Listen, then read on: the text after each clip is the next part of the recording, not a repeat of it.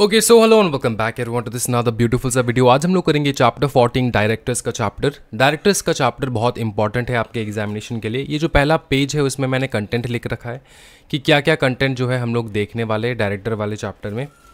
अगर मैं बात करूँ कंटेंट का तो आप देखोगे यहाँ पे हम लोग सीखेंगे क्वालिफिकेशंस, डिसक्वालिफिकेशंस, रेजिग्नेशन, फिर रिमूवल, फिर डायरेक्टर्स को लोन देना, डायरेक्टर्स का राइट्स एंड ड्यूटीज़, रजिस्टर कैसे करना है और डायरेक्टर्स का रजिस्टर वो भी तो मेंटेन करना होगा।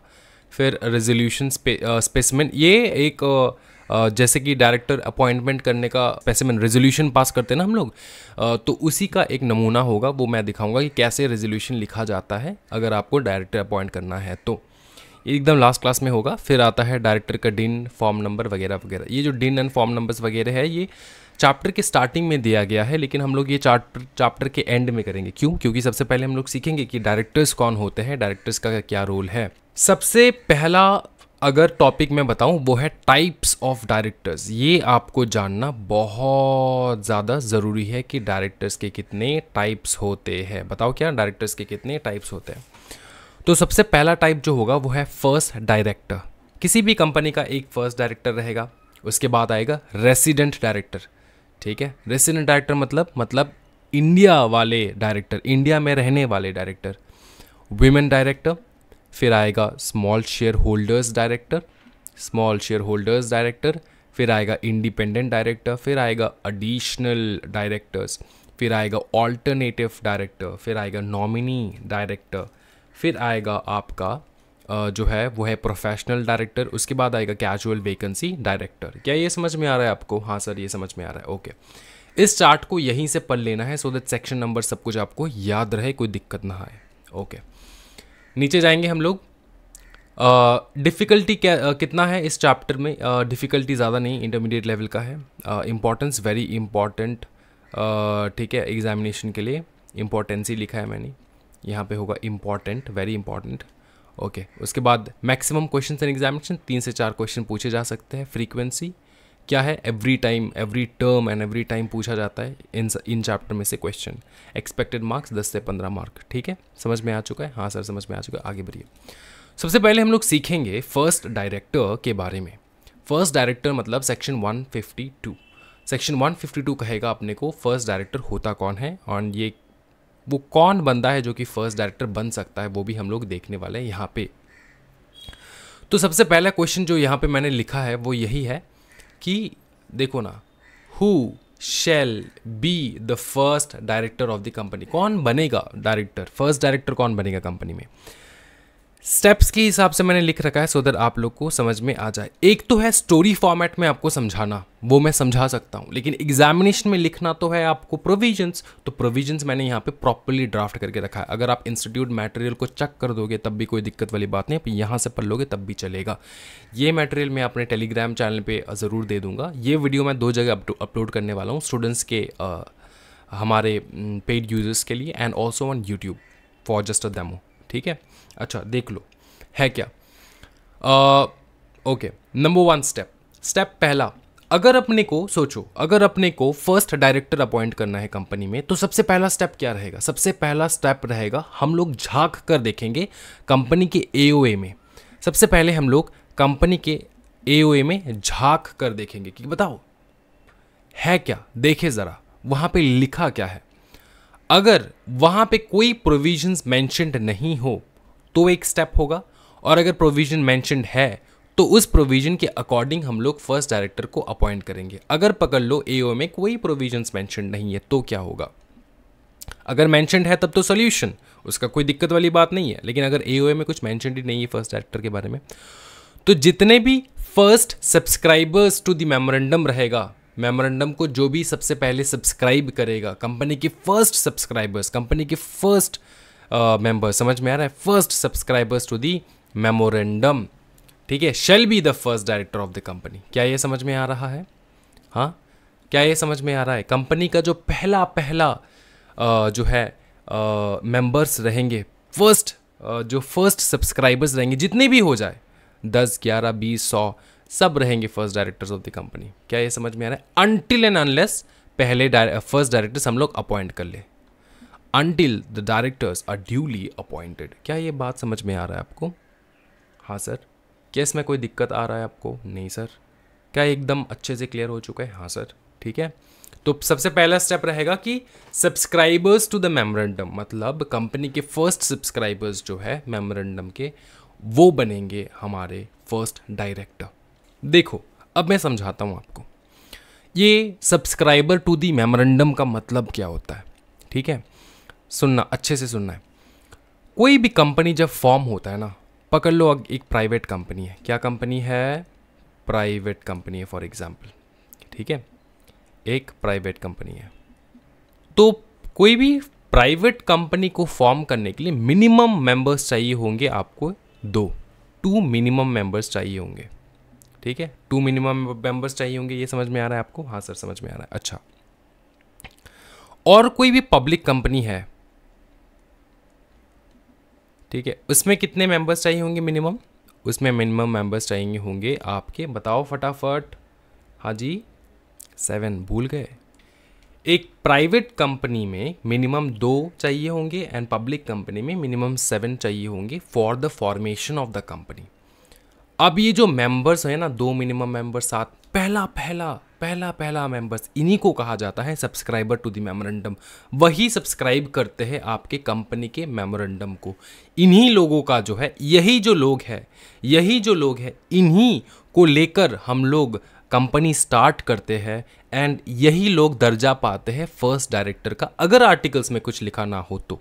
अगर आर्टिकल्स में कुछ नहीं लिखा है, अगर आर्टिकल साइलेंट है, अगर आर्टिकल्स में प्रोविजन फॉर फर्स्ट डायरेक्टर लिखा नहीं है, तो सब्सक्राइबर टू द मेमोरेंडम मतलब वो जो पहले सब्सक्राइबर्स थे, यही लोग बनेंगे हमारे, कौन बताओ? हाँ जी, फर्स्ट डायरेक्टर। क्या ये समझ में आ रहा है? हाँ सर ये समझ में आ रहा है, कोई दिक्कत वाली बात नहीं है।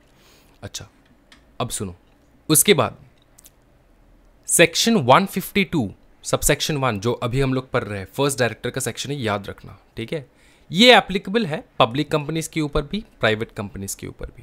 अगर पकड़ लो सर, एक 1 पर्सन कंपनी है, एक 1 पर्सन कंपनी है जिसमें एक ही बंदा रहता है। ठीक है, an individual being the member, 1 person company है, एक ही मेंबर है, तो वही बनेगा फर्स्ट डायरेक्टर। एक ही बंदा है, 1 पर्सन कंपनी, वही मेंबर है, वही बनेगा first director until the directors are duly appointed. ठीक है, अच्छा एक बात समझना, बहुत लोग सोचते हैं कि जो 1 पर्सन कंपनी है ना, इसमें मेंबर 1 पर्सन मतलब एक बंदा ही रहता है, लेकिन क्या डायरेक्टर्स बहुत सारे रह सकते हैं? हाँ, डायरेक्टर्स बहुत सारे रह सकते हैं, इसमें कोई दिक्कत वाली बात नहीं। कंपनी का मालिक एक ही, डायरेक्टर्स बहुत सारे रह सकते हैं, उसमें कोई दिक्कत वाली बात नहीं है। ठीक है, अब जो अब अगर आपने अपॉइंट कर लिया फर्स्ट डायरेक्टर को तो ठीक बात है, अगर नहीं किया तो ये जो मालिक है, मतलब 1 पर्सन कंपनी, ये जो 1 मेंबर है, 1 पर्सन है, यही बनेगा first director until and unless आप डायरेक्टर को अपॉइंट कर लो। क्या ये समझ में आ रहा है? हाँ सर ये समझ में आ रहा है, कोई दिक्कत वाली बात है ही नहीं। उसके बाद देखो, ये पूरा कंप्लीट हो चुका है अपना फर्स्ट डायरेक्टर। क्या फर्स्ट डायरेक्टर आपको कंप्लीट पूरा समझ में आ चुका है? हाँ सर समझ में आ चुका है, ओके। नेक्स्ट देखो, resident director section 149 sub section 3। अब यहाँ से सेक्शन 149 स्टार्ट होगा, चलता रहेगा। ठीक है, इंडिपेंडेंट डायरेक्टर, वुमेन डायरेक्टर, ये सारा चलता रहेगा। सब सेक्शन 149 के अंदर आता है, सब सेक्शन अलग अलग है सबके। ठीक है, रेसिडेंट डायरेक्टर का मतलब समझाओ सर। रेसिडेंट मतलब बताओ। रेसिडेंट मतलब इंडिया में रिसाइड करने वाला, इंडिया में रिसाइड करने वाला। एक चीज ध्यान रखना, देखो कंपनी खोल रहे हो कहाँ पे? इंडिया में। तो भाई मेरे कंपनीज एक्ट कहता है, भाई मेरे सुनना, कम से कम एक डायरेक्टर तो रख इंडिया का। सारे के सारे डायरेक्टर्स अगर आपने फॉरेन वाले रख दिए, सब डायरेक्टर्स फॉरेन में रहते, कोई रहता है न्यूयॉर्क में, कोई रहता है अपना बताओ ऑस्ट्रेलिया में, कोई रहता है अपना बताओ ना साउथ अफ्रीका में, कोई रहता है अपना हाँ जी चाइना में। तो भाई ये जो अलग अलग लोग हैं, ठीक है, ये जो अलग अलग लोग हैं, अलग अलग स्टेट में रहते हैं। अब वो अलग अलग स्टेट या फिर अलग अलग country, state in sense I am talking about country, state मतलब इंडिया के अंदर किसी भी स्टेट में रह सकते हैं, वो कोई दिक्कत वाली बात नहीं है। रेसिडेंट कंपनी मतलब रेसिडेंट डायरेक्टर मतलब वो बंदा जो इंडिया में रह रहा है। तो अगर आप कंपनी खोले हो, सारे के सारे डायरेक्टर्स जो है बाहर देश में रहते हैं, इंडिया में नहीं रहते, तो क्या करे सर? कंपनीज एक्ट कहता है, कंपनीज एक्ट आपको हाथ जोड़ के कहता है कि भाई मेरे कम से कम एक डायरेक्टर रख ले जो कि इंडिया में है, इंडिया में रहे, ठीक है। तो बाकी सारे आप चाइना से डायरेक्टर उठा के लेकर आओ, न्यूयॉर्क से लेकर आओ, ठीक है, किसी भी कंट्री से आप लेकर आओ, ऑस्ट्रेलिया से लेकर आओ, ठीक है, फिर आप जापान से उठा के लेकर आओ, नॉर्थ कोरिया से लेकर आओ, कोई दिक्कत वाली बात नहीं है, अपने को सब चलेगा। लेकिन एक कम से कम हिंदुस्तान का रहना चाहिए जो कि इंडिया में रिसाइड कर रहा हो। अब हम लोग डिसाइड कैसे करेंगे कि कौन बंदा कितना दिन मेरे को इंडिया में रहना पड़ेगा? मैं क्या बाहर जा ही नहीं सकता? मैं क्या वेकेशंस वगैरह जो है मनाने के लिए बाहर नहीं जा सकता? हाँ, आप जा सकते हो, वेकेशंस मनाने भी जा सकते हो, कोई दिक्कत वाली बात नहीं है। लेकिन आपको मिनिमम रहना होगा 182 डेज मिनिमम। मिनिमम कितना डेज रहना पड़ेगा? 182 डेज। तो क्या कह रहा है यहाँ पर? देखो क्या कह रहा है कि every company shall at least have at least one director who have stayed in India for not less than 180 days। कौन से साल में? 2002 में नहीं, ड्यूरिंग द फाइनेंशियल ईयर। आपका पकड़ लो फाइनेंशियल ईयर है 2022 टू 2023 फॉर एग्जाम्पल, आपका financial year 2021 to 2022 for example, 2020 to 2021 for example, ठीक है। तो अगर आपका फाइनेंशियल ईयर है ये या फिर ये, तो इस फाइनेंशियल ईयर के दौरान उसको कम से कम 182 डेज रहना होगा इंडिया में, ठीक है। समझ में आ रहा है? आप किसी भी फाइनेंशियल ईयर को पकड़ लो, उसी फाइनेंशियल ईयर में उसको रहना होगा इंडिया में कम से कम 182 डेज। 182 डेज कितना दिन बताओ? 182 डेज। मतलब सर सुनो ना सर, एक बात सुनो ना सर, ये एक चीज़ क्लियर कर दो ना सर, सुनो। देखो सर एक चीज़ बताओ, अगर बाई चांस सर यहाँ पे ये है फिनेंशियल ईयर, एक प्रकार का फिनेंशियल ईयर पकड़ लो, जनवरी से स्टार्ट हो रहा है। जनवरी से फिनेंशियल ईयर स्टार्ट होता है कब से भाई मेरे? कब से जनवरी से फिनेंशियल ईयर स्टार्ट होता है? अप्रैल से, एंड होता है मार्च में, ठीक है। अच्छा, इस फिनेंशियल ईयर के दौरान, ये एक फिनेंशियल ईयर है, ठीक है, 2021 टू 2022 का फिनेंशियल ईयर पकड़ लो। आपको इस पूरे फिनेंशियल ईयर में रहना होगा 182 डेज मिनिमम, ठीक है। तो कितने दिन होता है साल में? 365 डेज। 365 डेज में से सिर्फ आपको 182 डेज रहना होगा। बाकी के दिन आप जाओ पिक्चर देखने जाओ, फॉरेन घूमने जाओ, वाइफ के साथ, हस्बैंड के साथ, ठीक, माता पिता के साथ, हाँ जी, सहेली के साथ, किसी के साथ भी जाना है जा सकते हो, कोई दिक्कत वाली बात नहीं। 182 डेज इज द बैरियर, ठीक है। 182 days you have to stay in India. Now one more thing, by chance sir एक बात बताओ, ये पकड़ लो स्टार्ट हो रहा है अप्रैल में, ख़त्म हो रहा है मार्च में, मैंने अपना कंपनी स्टार्ट ही किया है फरवरी को, ये तो टाइमलाइन है, ठीक है। फरवरी को मैंने अपना कंपनी स्टार्ट किया है, तो मेरा फिनेंशियल ईयर ख़त्म कब हो रहा है? मार्च में। और कितना दिन के लिए मैंने कंपनी हुआ है मेरा फिर? फरवरी टू मार्च, कितना दिन हुआ है फिर? फरवरी का दिन और मार्च का दिन, दोनों मिलाकर भी अपने को 182 डेज नहीं हो रहा है सर।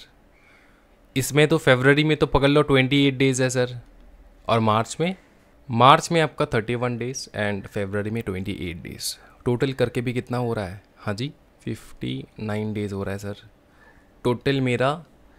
मैंने कंपनी स्टार्ट ही किया है अपने फरवरी को, ठीक है, मार्च में तो साल ख़त्म हो रहा है सर, 59 डेज। अब आप कह रहे हो कि सर ये जो मेरा फिनेंशियल ईयर था 2 महीने के लिए था फिनेंशियल ईयर, इस टाइम के दौरान मेरे को एक ऐसा डायरेक्टर रखना होगा जो कि कंपनी में कम से कम 182 डेज रह चुका है। सर मेरे कंपनी ही है 59 डेज पुराना, तो 182 डेज कैसे रहेगा एक डायरेक्टर, है ना? इसका कैसे हम लोग कैलकुलेट करें कि साल में 180? भाई कंपनी है ही मेरा 59 डेज पुराना, ज़्यादा पुराना नहीं है सर, एकदम 59 डेज फ्रेश कंपनी है, और साल भी ख़त्म हो चुका है। फिनेंशियल ईयर में 182 डेज कैसे हम लोग कैलकुलेट करें? तो यहाँ पर बोला गया है, देखो अच्छे से ध्यान लगाओ, देखो, in case of a newly incorporated company, अगर न्यूली इनकॉर्पोरेट हुआ है आपका कंपनी, साल में किसी भी टाइम पे इनकॉर्पोरेट हो सकता है आपका कंपनी, है ना, तो उसमें शैल अप्लाई प्रोपोर्शनेटली, मतलब प्रो राटा बेसिस में हम लोग एप्लीकेशन करेंगे। कैसे सर, समझाओ। देखो सिंपल चीज़ है, आपको क्या कह रहा है कंपनी लॉ, कितना दिन रहना है आपको। सर कह रहे कि 182 डेज़ का फुलफिल करना होगा। डिवाइड बाय करो 3, ये थोड़ा दिखाई कम देगा यहाँ पे, तो एक अच्छी जगह से करते हैं, यहाँ पे कर लेते हैं। तो इसको कैसे निकालना है, देखो समझो अच्छे से। 182 डेज़, ठीक है, 182 डेज़, देखो 182 डेज़ डिवाइड बाई 365 डेज साल में रहता है, ये रिक्वायरमेंट है। इनटू कितना आपने रहा, आपका पूरा टाइम कितना रहा, हाँ जी, साल में 59। तो ये आप कैलकुलेटर में मार लो, जो निकलेगा वही। मैं अभी मार के दिखा देता हूँ, just a second. It is around 182 divide by 365 into 59, निकल रहा है आपका 29.4। ये 29.4 निकल रहा है ना, लेकिन इसको हम लोग पकड़ेंगे 29.4 निकल रहा है ना, हम लोग पकड़ेंगे इसको 30। सर 4 है, 5 से ज़्यादा नहीं है, लेकिन फिर भी हम लोग पकड़ेंगे 30। इसमें हम लोग देखेंगे नहीं कि 1 से ज़्यादा है, 5 से कम है, फिर हम लोग उसको वो करेंगे नहीं, इसको पूरा हम लोग पकड़ेंगे 30। क्या ये समझ में आ रहा है? हाँ सर समझ में आ रहा है, कोई दिक्कत वाली बात नहीं है। याद रख पाओगे? हाँ सर याद रख पाएंगे। क्या है सर इसमें, कुछ है ही नहीं। क्या ये समझे आप? हाँ जी। अगर आपका पॉइंट के बाद 1 भी निकले, 2 भी निकले, 2 भी निकले, तब भी आपको राउंड ऑफ जो है वो पूरा करना होगा। समझ में आ रहा है? ये कंपनीज एक्ट है। अच्छा, ये समझ में आ चुका है सर, पूरा कंप्लीटली क्लियर हो चुका है। एग्जामिनेशन में अगर न्यूमेरिकल्स भी पूछ ले, वैसे तो पूछेंगे नहीं, लेकिन अगर पूछ ले बाई चांस, तो कर पाओगे? हाँ सर कर पाएंगे, कोई दिक्कत वाली बात नहीं। बहुत ही बवाल। आगे बढ़ो सर। ठीक है, ये हो चुका है, रेसिडेंट डायरेक्टर हो चुका है। फिर आगे देखो, आगे अपना वीमेन डायरेक्टर, ये मेरा फेवरेट टॉपिक है, क्योंकि लोगों को बहुत कुछ पता नहीं होता वीमेन डायरेक्टर्स के बारे में। मैं आपको बता दूं, बहुत ब्यूटीफुल सा चीज़ें जो है बता रखा है वीमेन डायरेक्टर्स में। अच्छा, सबसे पहले वो देखते हैं कि रिक्वायरमेंट कौन से कंपनीज के लिए है वीमेन डायरेक्टर। रिक्वायरमेंट है सारे लिस्टेड कंपनीज के लिए, एंड सारे public company with paid up share capital 100 crore या फिर उससे ज़्यादा, public companies paid up capital share capital 100 crore या फिर ज़्यादा, या फिर टर्नओवर जिसका हो रहा है, पब्लिक कंपनी जिसका टर्नओवर हो रहा है 300 करोड़ या फिर उससे ज़्यादा, तो इनको तो रखना ही होगा एक वीमेन डायरेक्टर। उसके अलावा टॉप 1000 लिस्टेड कंपनीज या फिर एंटिटीज जो भी कह लो, as determined on the basis of market capitalisation at the end of the immediate previous financial year. At the end of the immediate previous financial year, इसका मतलब ये है कि इमीडिएटली प्रीवियसली जो फाइनेंशियल ईयर गया है 2021 से लेकर 2022 का जो फाइनेंशियल गया है, इसमें हम लोग मार्केट कैपिटलाइजेशन देखेंगे सारे टॉप लिस्टेड कंपनीज का। तो उनमें से जो 1000 कंपनीज निकलेगा ना, उनको तो भैया रखना ही होगा एक वीमेन डायरेक्टर, चाहे आपका ये रीच हो या फिर ना रीच हो। समझ में आ रहा है? वैसे तो पब्लिक कंपनीज जिसका बताओ ना, paid up share capital 100 crore या फिर 300 करोड़ और मोर, ठीक है, एंड ऑल लिस्टेड कंपनीज।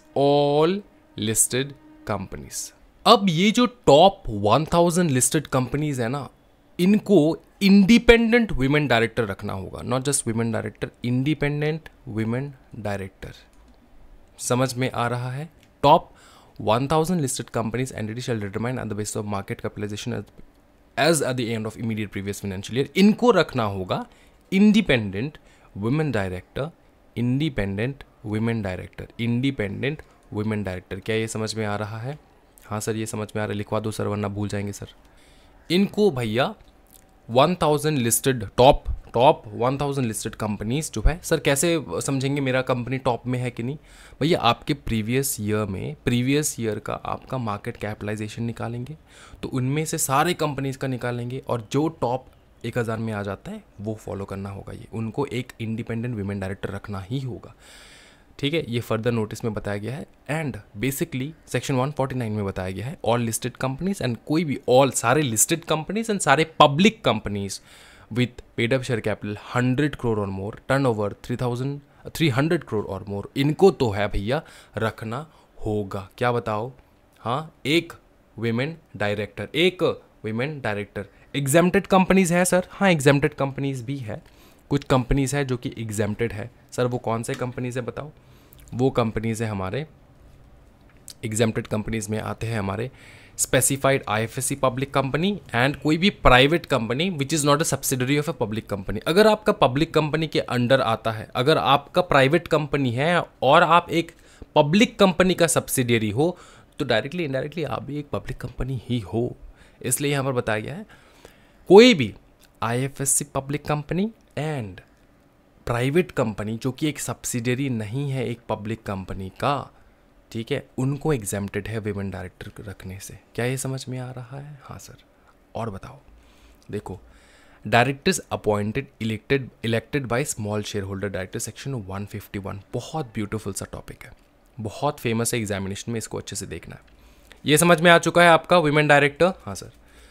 अच्छा, ये क्या कहता है? सेक्शन है 151, who are small share holder directors. सबसे पहले हम लोग समझते कि स्मॉल शेयर होल्डर्स डायरेक्टर कौन होते हैं, ठीक है। सबसे पहले समझो कि स्मॉल शेयर होल्डर्स कौन होते हैं। डायरेक्टर्स को छोड़ो, सबसे पहले समझो कि स्मॉल शेयर होल्डर्स किसको कहा जाता है। स्मॉल शेयर होल्डर्स किसको कहा जाता है? स्मॉल शेयर होल्डर्स जिनके पास holding shares of nominal value, मतलब कम वैल्यू का है। कितना कम वैल्यू? 20,000 तक, इससे ज़्यादा नहीं। 20,000, 21,000 का आपने शेयर होल्ड करके रखा है तो आप स्मॉल शेयर होल्डर नहीं हो। अगर आपने 20,000 तक का होल्ड करके रखा है तब आप स्मॉल शेयर होल्डर हो। समझ में आ रहा है? तो क्या भाई बताओ, ये राम, ये श्याम, ये जोदू, ये मोदू, और बताओ कौन है ये small share holder director? Sorry, director नहीं, small share holder. Small share holder वो बंदा है जिसके पास ज़्यादा से ज़्यादा मैक्स टू मैक्स 20,000 रुपीज़ का, 20,000 शेयर्स नहीं, 20,000 रुपीज़, रुपी 20,000 का शेयर्स खरीद के रखा है उसने, ठीक है, तो वो है स्मॉल शेयर होल्डर। अब स्मॉल शेयर होल्डर डायरेक्टर कौन है? देखो, जितने भी स्मॉल शेयर होल्डर्स है ना, उनके लिए एक डायरेक्टर अपॉइंट किया जाता है जिसको कहा जाता है स्मॉल शेयर होल्डर डायरेक्टर। क्यों सर, क्यों ऐसा है? देखो समझो, स्मॉल शेयर होल्डर्स का जो इंटरेस्ट है उसको मद्देनजर रखते हुए भी तो काम करना होगा ना कंपनी को। यार बड़े शेयर होल्डर्स ने वोटिंग करवा लिया, बड़े शेयर होल्डर्स बार बार वोट करके अपना मनमानी करते, कोई मतलब ऐसा नहीं है कि वो लोग कोई देखो बोर्ड मीटिंग में क्या हो रहा है नहीं हो रहा है, कोई इन्फॉर्मेशन स्मॉल शेयर होल्डर्स को पहुंचता ही नहीं है। स्मॉल शेयर होल्डर्स के हित में हो रहा है कि नहीं हो रहा है ये कौन देखेगा? इनको रिप्रेजेंट करके बोर्ड में कोई तो बैठना होगा ना, तो इसलिए वहाँ पर बिठाया जाता है स्मॉल शेयर होल्डर डायरेक्टर को, so that small share holders director जो है ना वो बैठ के ऊपर में देख सके कि बाकी डायरेक्टर्स कैसे काम कर रहे हैं, अकॉर्डिंगली काम कर रहे हैं कि नहीं, कंपनीज एक्ट के रेलेवेंट काम कर रहे हैं कि नहीं, ये सारा चीज़। क्या ये समझ में आ रहा है सर? हाँ ये समझ में आ रहा है, कोई दिक्कत वाली बात नहीं सर, बहुत ब्यूटीफुल। ओके, ये समझ में आ चुका है कौन है स्मॉल शेयर होल्डर्स, और उनके लिए एक अपॉइंट किया जाता है डायरेक्टर जिसको कहा जाता है स्मॉल शेयर होल्डर डायरेक्टर। अच्छा, how to appoint small share holders, ये है क्वेश्चन। सबसे पहले कंपनी अपने खुद की मर्जी से अपॉइंट कर सकता है। अगर कंपनी को लगे कि नहीं मैं एक स्मॉल शेयर होल्डर डायरेक्टर रखूंगा तो वो रख सकता है, कोई दिक्कत वाली बात नहीं है, कंपनी का मर्जी। दूसरा, कम से कम 1,000 स्मॉल शेयर होल्डर्स जाके बोल सकता है कि सर सुनो ना सर, 1,000 स्मॉल शेयर होल्डर्स, कितना? 1,000 स्मॉल शेयर होल्डर्स जाके बोल सकता है क्या कि मेरे को स्मॉल शेयर होल्डर डायरेक्टर चाहिए, हम लोगों को स्मॉल शेयर होल्डर डायरेक्टर चाहिए, ऐसा करके बोल सकता है कंपनी को। सर मेरी कंपनी में 1,000 स्मॉल शेयर होल्डर्स है ही नहीं, तो क्या करे बाकी के शेयर होल्डर्स? जो मेरी कंपनी में 900 शेयर होल्डर्स है वो क्या करे? उनको क्या करना है, देखो उनका 1/10 of the total number of share holders लेकर जाना है, बस हो गया। विच एवर इज लोअर, अगर आपके पास 1,000 शेयर होल्डर्स नहीं है तो कम से कम 1/10 of the total number of such share holders लेकर, सच मतलब स्मॉल शेयर होल्डर्स लेकर जाओ ना, पकड़ लो 100 स्मॉल शेयर होल्डर्स है आपकी कंपनी में, तो इसका 1/10 कितना होता है? 10, तो 10 शेयर होल्डर्स चले जाओ स्मॉल शेयर होल्डर्स, जाके बोलो कंपनी को कि चाहिए मेरे को। आपके कंपनी में टोटल स्मॉल शेयर होल्डर्स जो है वो है ही 100, तो इस 100 में से 1,000 तो है ही नहीं सर, तो क्या करे? इन 100 में से 1/10 को लेकर चले जाओ, 1/10, ज़्यादा नहीं, 10 अगर बोल दे ठीक है तो हो जाएगा। तो विच एवर इज लोअर, अगर 100 नहीं है तो 110 लेकर चले जाओ, विच एवर इज लोअर। क्या ये समझ में आ रहा है? अच्छा आगे देखो, notice of intention to propose a candidate. आप हो स्मॉल शेयर होल्डर्स, आपको चाहिए स्मॉल शेयर होल्डर डायरेक्टर, आपको चाहिए डायरेक्टर, आप हो स्मॉल शेयर होल्डर्स, ठीक है। आप भेजोगे क्या? नोटिस कंपनी को कि मेरे को भी चाहिए स्मॉल शेयर होल्डर डायरेक्टर, अपने को भी तो रिप्रेजेंट करना है। कितने दिन से पहले भेजे? मीटिंग के 14 दिन पहले आपको इंटीमेट करना होगा, ठीक है। आपके कैंडिडेट के बारे में बताना होगा कि भाई मेरे ये है मेरा कैंडिडेट, ये हम लोगों ने सिलेक्ट किया है, ये स्मॉल शेयर होल्डर्स मिलके सिलेक्ट किया है एक बंदा जिसका नाम था राम, ये बनेगा अपना स्मॉल शेयर होल्डर डायरेक्टर, ठीक है। और सुनो, सारे स्मॉल शेयर होल्डर्स मिलके इसको बनाना चाहता है स्मॉल शेयर होल्डर डायरेक्टर, तो सारे स्मॉल शेयर होल्डर साइन करके दो कि आप इनको बनाना चाहते हो, साइन करके दो, साइन कर अंडर देयर सिग्नेचर, साइन करके दिया। उनका डिटेल्स भी दे देना होगा, डिटेल्स देना होगा स्मॉल शेयर होल्डर्स का, कौन कौन वो स्मॉल शेयर होल्डर्स है जो चाहता है कि ये बंदा बने, ठीक है। कौन है वो प्रपोज डायरेक्टर। अच्छा, प्रपोज डायरेक्टर का भी डिटेल्स देना होगा। प्रपोज डायरेक्टर मतलब ये, इसको आप बनवाना चाहते हो ना, प्रपोज्ड है, आपने प्रपोज किया इस बंदे को, ये है, इसका नाम है राम, तो इसका भी डिटेल देना होगा। किस प्रकार का डिटेल सर? नाम, एड्रेस, शेयर्स हेल्ड, कितना शेयर्स हेल्ड किया है, और फोलियो नंबर। सारे शेयर होल्डर्स के फोलियो नंबर रहते हैं, वो नंबर आपको देना होगा। समझ चुके सर? हाँ, कोई दिक्कत वाली बात नहीं सर, बहुत ही ज़्यादा बवाल। और बताओ सर कैसे हो? मैं बहुत बढ़िया, आप बताओ। देखो, एडिशनल स्टेटमेंट भी आपको देना होगा। एडिशनल स्टेटमेंट मतलब ये जो आप भेजोगे ना प्रपोजल कि ये मैं बनवाना चाहता हूँ, इस बंदे को मैं बनवाना चाहता हूँ as a small share holder director, तो उसके साथ उसका डिन नंबर भी भेजना है, डिन डायरेक्टर आइडेंटिफिकेशन नंबर, ये हम लोग देखेंगे आगे। अगर आपके पास डायरेक्टर आइडेंटिफिकेशन नंबर नहीं है तो आप ज़िंदगी में कते मतलब बेवकूफ़ इंसान हो आप, क्योंकि आप ज़िंदगी में कभी भी डायरेक्टर नहीं बन पाओगे अगर आपके पास डिन नहीं है। तो आपके पास डिन होना अनिवार्य है। ही इज़ नॉट डिस्क्वालीफाइड, आप डिस्क्वालीफाइड नहीं हो, ऐसा स्टेटमेंट लाओ, ठीक है। और आपका कंसेंट है, आप बनना चाहते हो एज अ डायरेक्टर, तो इसका भी स्टेटमेंट लाओ, ठीक है। आपको 3 प्रकार का स्टेटमेंट, एक आपका डिन देना होगा, दूसरा आपको बताना होगा कि आप डिस्क्वालीफाइड नहीं हो अंडर दी कंपनीज एक्ट 2013, किसी भी रूप में डिस्क्वालीफाइड नहीं हो, एंड आपका कंसेंट है, हाँ मैं चाहता हूँ, कबूल कबूल कबूल, मैं कबूल करता हूँ कि मैं स्मॉल शेयर होल्डर डायरेक्टर बनना चाहता हूँ। तो इस प्रकार का आपको कंसेंट देना होगा।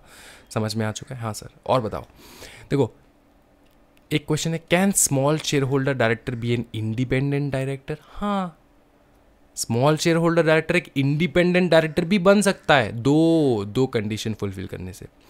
एक तो आप अपना डिक्लेरेशन दो कि हाँ आप इंडिपेंडेंस आप अपने मेंटेन करके चले हो, ठीक है। ऑफिस इंडिपेंडेंस मतलब आप इंडिपेंडेंट डायरेक्टर हो, ऐसा डिक्लेरेशन दो।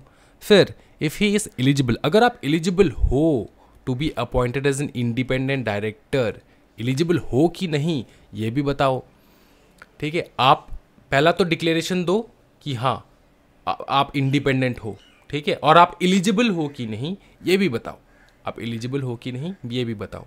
सर एलिजिबल क्यों नहीं हो सकते सर? आगे देखेंगे, पहले ये देखो टेन्योर क्या है? Shall not exceed a period of 3 साल, मैक्स टू मैक्स 3 साल के लिए आप बैठ सकते हो, इससे ज़्यादा नहीं। फिर आपका तकलिया हो जाएगा, क्या हो जाएगा? तकलिया, गेट आउट हो जाएगा आपका। तो 3 साल तक आप बैठ सकते हो consecutively. Shall not be eligible for reappointment after expiry, 3 साल के बाद आप एलिजिबल नहीं रहोगे as an reappointment. Shall not be liable to retire by rotation, एक होता है ना एक होता है आपका रोटेशन ऑफ डायरेक्टर्स, वो हम लोग सीखेंगे आगे जाके। Retirement bye rotation, retirement bye rotation, ये रोटेट होते रहते हैं डायरेक्टर्स को, वो भी एक प्रोविजन है, वो भी एक टॉपिक है, वो हम लोग सीखेंगे आगे जाके।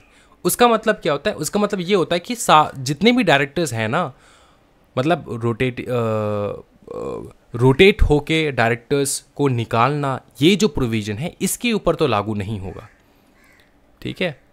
तो रिटायरमेंट बाय रोटेशन, इस प्रकार के डायरेक्टर्स भी हम लोग अपॉइंट करते हैं। इससे क्या होता है? डायरेक्टर के मन में डर बना रहता है कि उसको तो भैया उसका नंबर अगला आ जाएगा नेक्स्ट साल, तो वो जो है निकल सकता है, समझ में आ रहा है, उसको निकाल दिया जाएगा। तो रिटायरमेंट बाय रोटेशन, इस बात का ध्यान रखना है, ठीक है। डायरेक्टर्स परमानेंटली बैठ के काम नहीं कर सकते, रिटायरमेंट होगा बाय रोटेशन, इस बात का ध्यान रहे। वो एक अलग टॉपिक है, हम लोग सीखेंगे, बहुत इंटरेस्टिंग टॉपिक है। यहाँ पर एक चीज़ का ध्यान रखना, स्मॉल शेयर होल्डर डायरेक्टर का रिटायरमेंट कभी नहीं हो सकता बाय रोटेशन, ठीक है। ओके, आगे बताओ। Grounds of vacation of office, इसका वेकेशन का मतलब, वेकेशन का अलग टॉपिक है, वो हम लोग सीखेंगे। यहाँ पर इतना समझो, वेकेशन का मतलब नहीं होता है कि हम फैमिली फ्रेंड्स के साथ चले जाए पिकनिक मनाने, नहीं। वेकेशन का मतलब होता है ऑफिस से तार दिया जाना, ऑफिस से निकाल दिया जाना, ऑफिस से तकलिया कर देना। समझ में आ रहा है? तो इन सारे सेक्शन 164, ये तो डिस्क्वालिफिकेशन ऑफ डायरेक्टर्स है पूरा, 167, 149, 6, इनके तहत, ठीक है, इनके तहत अगर आप डिस्क्वालिफाइड हो, ठीक है, तो आपको निकाल दिया जाएगा, आपको ऑफिस से निकाल दिया जाएगा, वेकेट कर देना पड़ेगा, ठीक है। हाँ जी, कब से? On and from the date of cessation, जिस दिन आपने सीज हुआ उस दिन से। समझ में आ चुका है?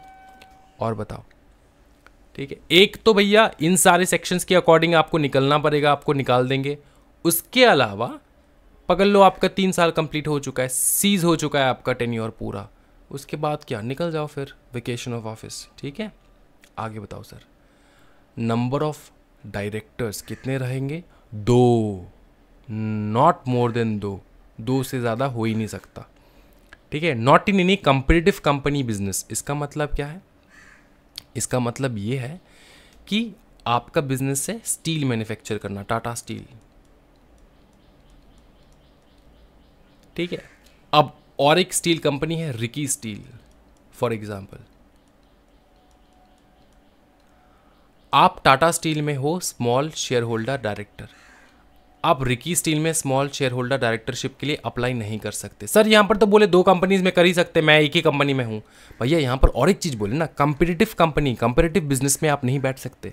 ये तो आपका कंपीटिटिव बिजनेस है ना, रिकी भी स्टील बना रहा है, आप भी, टाटा भी स्टील बना रहा है, तो इसलिए आप अपने कंपीटिटर के बिजनेस में ना जाके स्मॉल शेयर होल्डर डायरेक्टर नहीं बन सकते। और देखो, no association with company for next 3 years, 3 साल तक जो है आप कोई भी किसी प्रकार का एसोसिएशन नहीं रख सकते कंपनी के साथ। एक बार आपका टेन्योर खत्म हो गया, उसके बाद 3 साल तक कोई रिश्ता नहीं आपका कंपनी के साथ, मतलब आप अपॉइंट वगैरह नहीं हो सकते, ठीक, किसी भी प्रकार में। सर शेयर है हेल्ड करके नहीं रख सकता, अबे वो तो रख ही सकता है, कोई दिक्कत वाली बात नहीं, मेंबर होके बन के बैठ सकता है, लेकिन और किसी पद के लिए अप्लाई वगैरह वैसा नहीं हो सकता। समझ में आ रहा है? हाँ जी, no association with the company for next 3 years. आज की क्लास यही तक रखते हैं भाई मेरे। आई होप कि आपको बहुत ब्यूटीफुली ये सब कुछ समझ में आ चुका होगा। ये नोट्स मैं अवेलेबल करवा दूंगा हमारे टेलीग्राम चैनल पे। चैनल को सब्सक्राइब जरूर कर देना, लाइक ज़रूर कर देना, and for more such videos do comment in the comment section. And आपको नेक्स्ट वीडियो क्या चाहिए होगा या फिर नेक्स्ट टॉपिक क्या चाहिए होगा, कमेंट सेक्शन में ज़रूर कमेंट करो, मैं लेकर आऊँगा, ठीक है। टेंशन वाली बात नहीं है। Thank you so much everyone, happy learning guys, bye bye, take care.